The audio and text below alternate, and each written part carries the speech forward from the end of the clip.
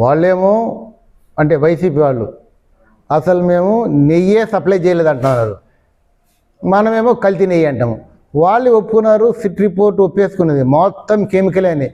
కాబట్టి నెయ్యే లేనప్పుడు ఇంకా కల్తీ లేదు, లడ్డు లేదు, ఏమీ లేదు. మొత్తం సింథటిక్ మెటీరియల్తో చేస్తే సింథటిక్ లడ్డు సప్లై చేశారు. పాపానికి అందరు అనుభవించాల్సిందే. ఏ రోజు పేపర్లు, ఉద్యమాలు, ఇవి ప్రెస్ వీటి మీద జరగచ్చు, కానీ ఓ స్లోగన్ ఒకటి గుర్తొస్తుంది, తప్పు చేసిన తర్వాత దానికి శిక్ష తప్పదు, ఎవ్వరు తప్పించుకోలేరు.